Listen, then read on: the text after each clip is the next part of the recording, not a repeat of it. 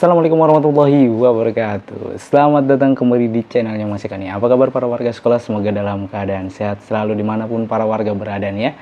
Oke, di video kali ini Mas Eka masih akan berbagi informasi seputaran tentang KJP ya, dimana banyak banget nih para warga sekolah masih banyak yang keliru tentang perihal KJP, dari mulai namanya KJP, kemudian pendataannya, kemudian apa aja yang harus dilengkapi saat pendataan, kemudian sumber datanya dari mana, kemudian juga KJP itu berapa kali dapatnya atau diperpanjangnya kapan gitu. Ini masih banyak banget para warga yang nggak tahu. Oleh sebab karena itu gitu ya, Mas Eka mau berbagi informasi 7 hal fakta tentang KJP yang wajib banget nih para warga sekolah ketahui, sehingga para warga sekolah mengerti itu bahwa oh KJP itu ini, oh dapatnya ini, oh datanya dari sini, oh KJP itu diperpanjangnya seperti ini, oh di sekolah itu hanya melakukan ini, oh jadi kalau mau daftar KJP harus begini, sehingga para warga sekolah nggak bingung lagi.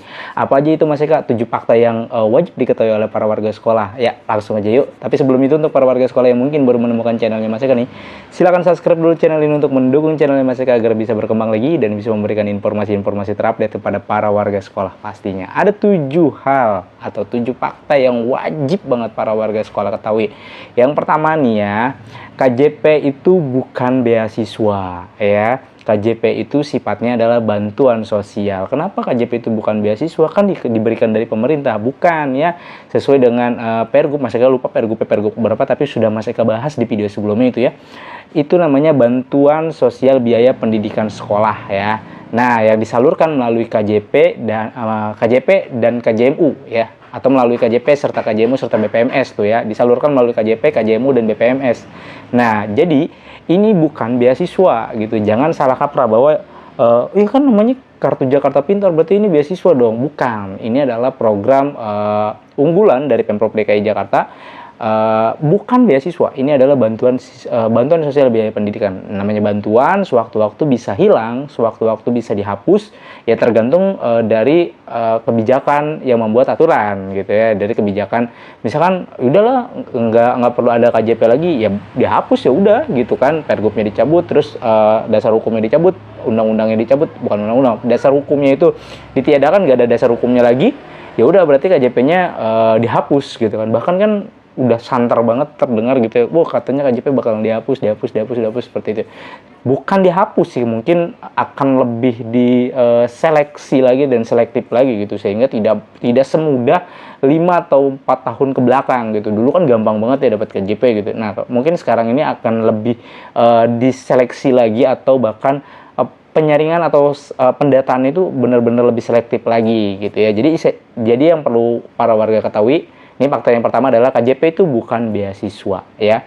Kan namanya Kartu Jakarta Pintar, ya berarti beasiswa dong. Ya, fakta yang kedua adalah bahwa KJP itu bukan untuk orang yang pintar, dalam tanda kutip ya, orang yang pandai gitu ya.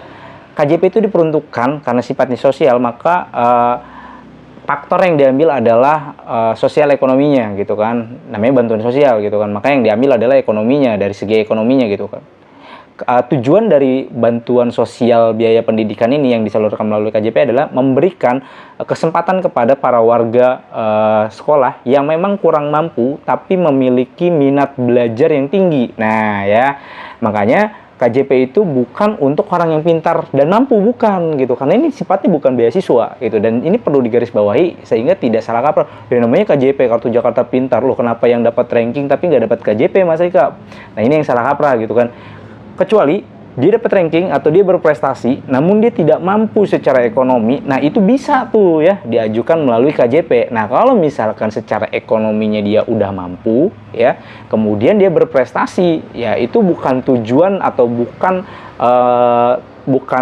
target dari KJP gitu. Target dari KJP adalah orang-orang yang atau para peserta didik yang ekonominya kurang mampu gitu kan, namun dia punya prestasi, bahkan punya minat belajar yang tinggi gitu kan, sehingga dia mau sekolah tapi susah gitu kan, biaya pendidikannya nggak ada, atau dia mau sekolah tapi kayak alat-alat tulis segala macamnya itu tidak mampu terpenuhi. Nah, itu dibantu melalui biaya sosial, biaya pendidikan yang disalurkan melalui KJP dan KJMU, sehingga KJP itu bukan identik dengan orang-orang yang pintar berprestasi, bukan gitu. Karena kalau yang pintar dan berprestasi dan mampu ya cari beasiswa aja gitu kan. Sementara kalau yang untuk KJP ini adalah memberikan kesempatan kepada para warga sekolahnya yang kurang mampu ya, dibantu melalui biaya KJP tersebut agar apa? Agar dia berprestasi gitu, agar dia minat belajarnya itu nggak putus gitu. Kan banyak tuh ya yang aduh saya secara akademik sih bagus gitu, tapi ini anak ada kendala dari ekonominya, makanya dibantu. Nah, jangan sampai ya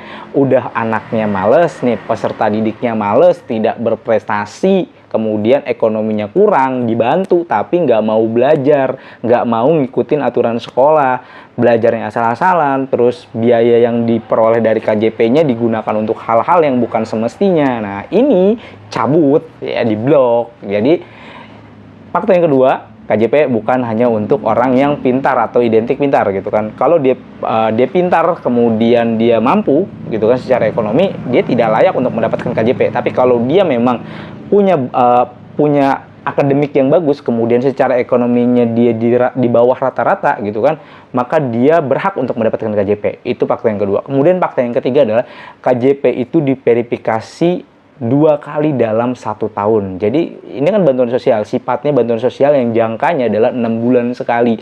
Dan dalam waktu 6 bulan tersebut gitu ya, pasti nanti akan diperbaharui lagi. Jadi ada 2 tahap, tahap 1 dan tahap 2. Tahap 1 itu 6 bulan dari Januari sampai dengan Januari, Februari, Maret, April, Mei gitu kan. Kemudian yang tahap keduanya Juni, Juli, Agustus, September, Oktober, November, Desember. 6 bulan. Jadi per 6 bulan atau per semester gitu ya, per semester itu wajib diverifikasi lagi. Dan wajib juga ya, yang keempatnya itu adalah wajib diperpanjang. Diperpanjangnya dengan cara apa ya? Dengan cara diverifikasi tadi. Kan yang pertama kan KJP itu bukan beasiswa, kemudian yang kedua KJP itu bukan identik dengan buat yang pintar-pintar, yang ranking-ranking, bukan seperti itu gitu ya. Terus yang ketiga, KJP itu diperpanjang 2 kali dalam 1 tahun, atau tahapannya KJP itu hanya ada 2 tahap gitu kan dalam 1 tahun, dan itu wajib diperpanjang yang keempat gitu ya. Kenapa wajib diperpanjang ya? Karena sifatnya bantuan. Kalau misalkan tidak diperpanjang maka dianggap mengundurkan diri. Kalau dianggap mengundurkan diri maka kemudian di tahap berikutnya dia tidak akan dapat lagi. Loh, kok saya nggak pernah muncul namanya dan saya udah memperpanjang juga tapi nggak dapat tuh KJP-nya, itu kenapa Mas Eka? Nah, itu udah dibahas di video sebelumnya tuh ya, kenapa di tahap satunya dapat, di tahap 2 nggak dapat, atau kenapa namanya di tahap 1 ada tapi sampai dengan saat ini tidak menerima buku tabungannya gitu kan. Bahkan di tahap kedua yang saat ini juga nggak muncul namanya. Nah, itu udah Mas Eka bahas di video sebelumnya, silahkan disimak di video sebelumnya ya. Kemudian yang kelima ya, KJP itu tidak ada pendaftaran di sekolah per 2000 berapa Mas, kalau per 2022 kalau tidak salah, itu udah nggak ada lagi pendataan di sekolah. Jadi sekolah tidak lagi mendata, sekolah tidak lagi mensurvei. Dulu kan mensurvei, loh udah mendingan sekolah aja yang survei. Enggak, karena apa? Sekolah itu sifatnya lembaga pendidikan ya, yang dimana ya fungsinya untuk kegiatan belajar mengajar, bukan untuk mensurvei bantuan-bantuan sosial seperti ini. Nah, bantuan sosial ini sudah ada dinasnya, namanya dinas sosial, yang untuk melakukan verifikasi, kemudian visitasi ya, untuk survei dan segala macamnya itu dilakukan oleh teman-teman yang berada di dinas sosial. Sementara kalau sekolah yang mensurvei itu udah salah gitu kan. Sekolah itu tempat untuk kegiatan belajar mengajar gitu kan, bukan untuk mensurvei. Kan kasihan gurunya udah ngajar pagi terus siangnya harus survei juga gitu kan. Dulu tuh beribet banget. Nah, makanya sekarang dialihkan gitu kan ke dinas sosial. Sehingga apa? Sehingga pendataan KJP ini tidak ada lagi di sekolah. Di sekolah hanya tinggal memverifikasi aja gitu kan. Balik lagi sebenarnya seperti awal pertama KJP itu keluar. KJP pertama keluar itu di tahun 2012 akhir atau 2013 awal ya. Masa agak-agak lupa, 2012 awal akhir kalau tidak salah. Namanya itu muncul dari dinas. Ada berapa? 30 orang. Ya udah 30 orang dipanggil, diverifikasi, kumpulin berkasnya. Nah, dulu seperti itu. Kemudian berjalan waktu, sekolah yang input, guru yang mensurvei dan segala macam, ternyata malah banyak polemik dan banyak semberautan, dibalikin lagi sistemnya gitu kan.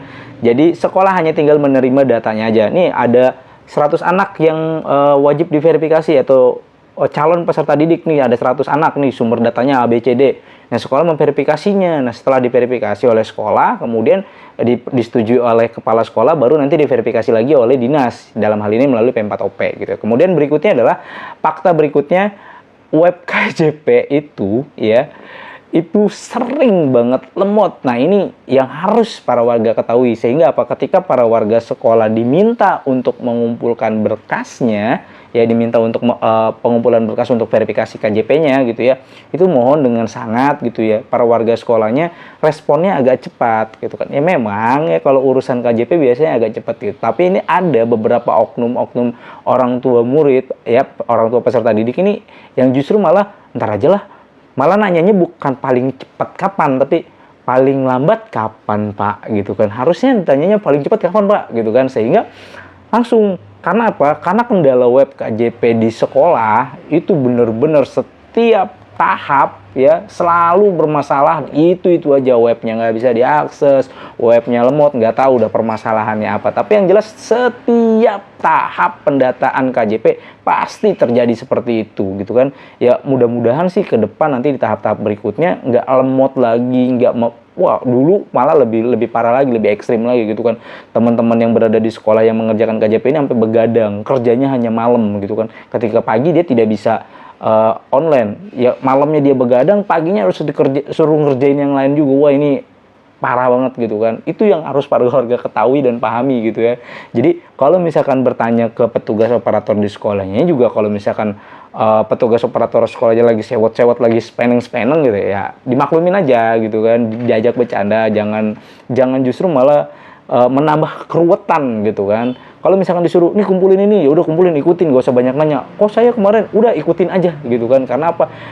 Teman-teman yang ada di sekolah, operator-operator KJP yang ada di sekolah itu sudah terbebani dengan sistem KJP-nya yang wah itu benar-benar menguji kesabaran banget gitu kan. Bahkan di last minute kemarin itu dua atau 3 hari itu webnya muter aja begitu, muter gitu kan. Sehingga banyak di hari Jumat itu yang harusnya masuk verifikasi sekolah karena sudah ditutup, deadline-nya jam 4, belum diverifikasi dan segala macam. Nah itu nggak tahu apakah nanti akan ada kebijakan untuk perpanjangan waktu lagi atau tidak, ya nggak tahu gitu kan. Itu yang keenam. Kemudian yang ketujuh ya, sumber data calon penerima KJP itu berasal dari DTKS sesuai dengan pergubnya yang sudah Mas Eka bahas di video sebelumnya. Silakan disimak ya. Jadi 7 fakta tersebut nih ya, sumber datanya KJP itu berasal dari DTKS gitu. Jadi kalau para warga sekolah masih bertanya, mau daftar KJP bagaimana caranya? Ya pertama adalah harus punya dulu atau masuk dulu ke dalam DTKS gitu kan, ke data DTKS. Jadi sudah masuk Mas Eka data DTKS. Kalau sudah masuk di dalam data DTKS-nya, ya tinggal tunggu di tahap berikutnya. Yang penting sudah terdaftar dulu di dalam DTKS gitu. Sudah dinyatakan terdata dulu di dalam DTKS. Kalau status DTKS-nya masih muskel, status DTKS-nya tidak ditemukan, status DTKS-nya dianggap warga luar DKI, ya DTKS-nya aja tidak terdata atau tidak valid atau bermasalah, maka dia tidak akan bisa masuk ke dalam KJP. Karena apa? Kan pintunya begini. Pertama, pintu pertama dari DTKS terlebih dahulu. Ketika DTKS dia masuk, ya ada di sini, dia baru nanti bisa masuk ke KJP. Nah, bagaimana kalau dia mau masuk ke KJP sementara pintu DTKS-nya dia tidak dibuka, ya? Jadi syarat utamanya adalah masuk dulu dalam kotak DTKS. Ketika masuk di dalam kotak DTKS, nanti akan difilter lagi gitu kan. Perkara dia bisa masuk ke KJP atau tidak, yang penting sudah masuk di DTKS terlebih dahulu. Nah, kalau sudah masuk di dalam DTKS, baru nanti masuk ke data KJP. Di dalam calon penerima KJP pun belum 100% mutlak terterima. Kenapa? Ya karena di dalam proses calon penerima KJP ini sampai dengan ditetapkan ada prosesnya. Prosesnya apa aja? Ada statusnya apa aja? Itu sudah Mas Eka bahas di video sebelumnya. Silakan simak di situ. Jadi kurang lebih seperti itu para warga sekolah, 7 fakta ya yang wajib para warga sekolah itu ketahui. Jadi nggak bingung lagi nih, mudah-mudahan setelah Mas Eka berbagi informasi perihal 7 fakta yang wajib diketahui oleh para warga sekolah ini, nggak bingung lagi. Jadi kalau misalkan wah ini lama banget sih sekolah saya yang lain statusnya udah verifikasi dinas, kok saya masih verifikasi kepala sekolah aja ya, kok saya masih disetujui kepala sekolah aja, yang lain sudah ditetapkan, kok saya masih verifikasi kepala sekolah ya. Ya itu tadi karena ada web yang lemot banget gitu ya. Jadi jangan marah-marah atau jangan sering-sering komplain ke operator sekolahnya, karena mereka sudah terbebani dengan sistem yang memang nggak ini banget lah sama kita gitu, nggak friendly banget, yang wah itu sistemnya amburadul banget gitu. Maksudnya webnya itu parah banget menguji kesabarannya ya gitu ya. Jadi para warga sekolah, mudah-mudahan informasi ini bisa bermanfaat untuk para warga sekolah. Masih undur diri, sampai jumpa di konten berikutnya. Wassalamualaikum warahmatullahi wabarakatuh.